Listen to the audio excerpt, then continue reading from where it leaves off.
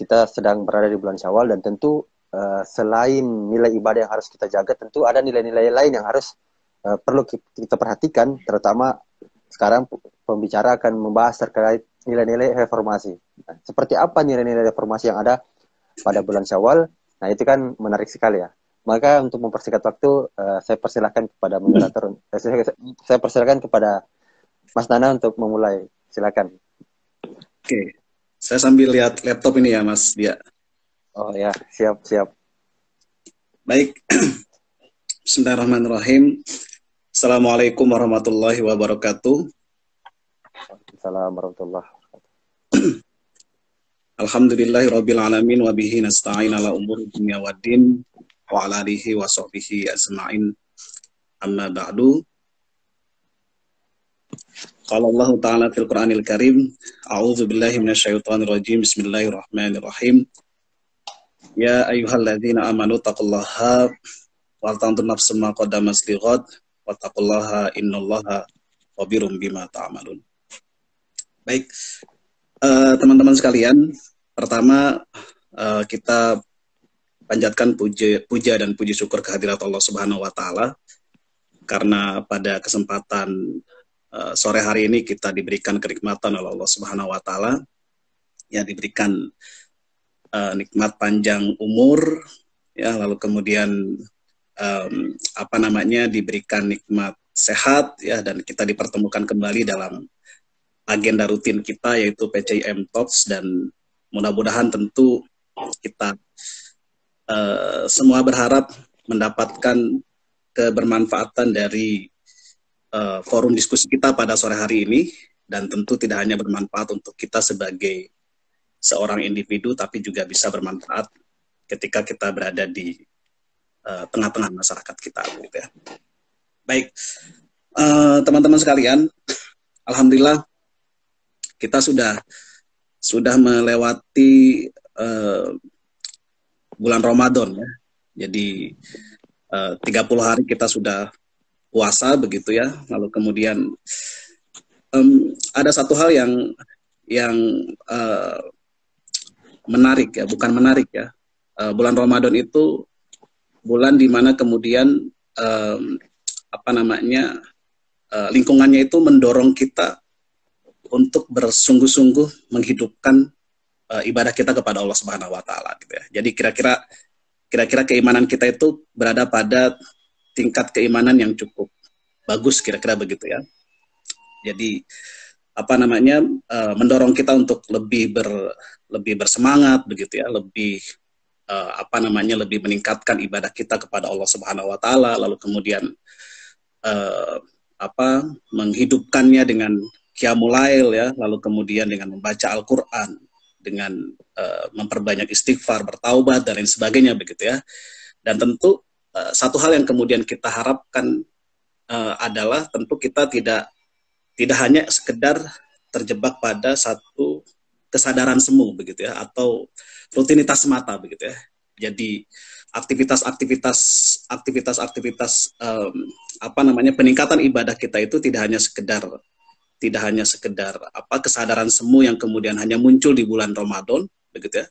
Tidak hanya sekedar ritualitas semata, tapi kemudian lebih daripada itu kita mengharapkan kita mengharapkan mendapatkan substansi dari nilai-nilai yang kemudian mampu membentuk kebiasaan kita secara kontinu, gitu ya. Membentuk kebiasaan kepada diri kita yang kemudian kita menjadikan itu sebagai aktivitas yang kontinu yang kita lakukan pasca 1 bulan Ramadan ini telah berlalu, begitu ya. Nah, jadi nggak hanya sekedar kesadaran itu nggak hanya sekedar muncul ketika di bulan Ramadan, kira-kira begitu ya. Jadi rajinnya baca Quran itu, rajinnya qiyamul lail itu nggak hanya muncul ketika di bulan Ramadan, begitu. Nah, teman-teman sekalian, Mas Dia dan rekan-rekan sekalian yang kemudian pada sore hari ini bergabung di PCIM Talks, begitu, dan izinkan saya ingin menyampaikan latar belakang mengapa kemudian tema ini menjadi muncul, begitu ya. Yang pertama, kenapa tema tentang memaknai Syawal, begitu ya? Ya, karena bulan ini adalah bulan Syawal, begitu ya. Dan Ya. bulan Syawal itu adalah bulan di mana kemudian orang mengartikan bulan Syawal itu sebagai bulan peningkatan, begitu ya, sebagai bulan pembuktian pembuktian bagi kita untuk mengimplementasikan apa yang disebut dengan nilai-nilai takwa, begitu ya. Itulah kenapa kemudian di dalam Al-Quran itu kan disebutkan bahwa salah satu harapan ya, salah satu keinginan di bulan Ramadan itu ketika kita setelah melaluinya maka kita muncul menjadi sosok orang yang betul-betul mengimplementasikan sebenar-benarnya takwa, begitu ya. Jadi menghambakan diri kepada Allah dengan sebenar-benarnya, menghambakan diri di dalam kehidupan kita. Dan ini tantangan yang kemudian harus kita hadapi, begitu ya. Lalu kemudian mengapa muncul tema tentang nilai-nilai reformasi, begitu ya. Ini sebenarnya biar menarik aja sih sebetulnya, begitu ya. Jadi kenapa kemudian menghubungkan antara memaknai Syawal, lalu kemudian kita kaitkan dengan bagaimana kita menjaga nilai-nilai reformasi, begitu ya. Nah, nilai-nilai reformasi ini kan sebenarnya Mas Dia dan teman-teman yang lain, ini kan bahasa lain dari proses perubahan sebetulnya, gitu ya. Ya. Jadi reformasi itu kan kalau kita maknai itu kan adalah proses proses yang kita lakukan untuk menuju perubahan ke arah yang lebih baik, begitu ya. Kalau kita bicara tentang proses perubahan itu kan sebenarnya kan kita mengenalnya ada 3 proses perubahan, begitu ya. Yang pertama kita mengenal ada yang disebut dengan evolusi, begitu ya. Lalu kemudian kita mengenal ada yang disebut dengan revolusi, dan kita mengenal ada yang disebut dengan reformasi, kira-kira begitu ya. Kalau evolusi itu kan perubahan yang sangat lambat, begitu, dan tentu itu pilihan yang tidak tepat untuk kita ambil, begitu ya.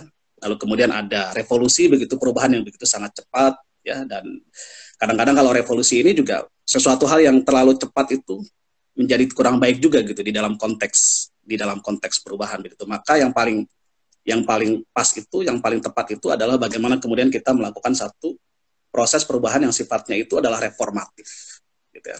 Nah, perubahan yang reformatif itu kan kira-kira perubahan pada sesuatu hal yang itu dianggap prioritas, kira-kira begitu ya. Jadi kalau misalnya kita kemarin beberapa waktu yang lalu kita puasa Ramadan, lalu kemudian ada beberapa hal yang kemudian kita harus perbaiki ya, setelah mengalami proses perundungan yang begitu sangat panjang, begitu ya, selama 30 hari, setelah melakukan satu proses evaluasi selama 30 hari, kira-kira kan kita seharusnya sebagai orang yang berakal, begitu ya, sebagai orang yang berakal kan harusnya kita menemukan titik kelemahan kita di dalam konteks ibadah kita ini pada hal yang mana, begitu ya. Kalau kemudian selama ini kita lemah misalnya di dalam ibadah itu dalam konteks ibadah Qiyamul Lail, begitu ya, kira-kira ke depan poin itu yang kemudian harus kita perbaiki secara prioritas. Kalau kemudian selama ini misalnya kita lemah dalam ibadah-ibadah yang wajib, begitu ya, selama puasa Ramadan kita menjadi begitu sangat rajin, begitu, sholat jamaah ke masjid, begitu, lalu kemudian baca Quran kita lakukan, ya berarti kan kira-kira perubahan reformatif yang kemudian harus kita jaga ke depannya itu adalah ya kita harus menjaga nilai itu, gitu ya. Kita harus poin itu menjadi prioritas yang kemudian harus kita perbaiki, begitu ya. Makanya di awal tadi di pembukaan tadi saya sampaikan bahwa salah satu hal yang kemudian kita harapkan adalah kita tidak menginginkan ketika kita rajin beribadah, ketika ibadah kita meningkat di bulan puasa itu tidak hanya sekedar kesadaran semu, begitu ya, tapi ada substansi yang kemudian kita dapatkan. Nah, teman-teman sekalian, Mas Dia dan rekan-rekan sekalian, begitu, kalau kemudian kita bicara tentang perubahan yang reformatif itu, dia melekat pada 2 hal, begitu ya.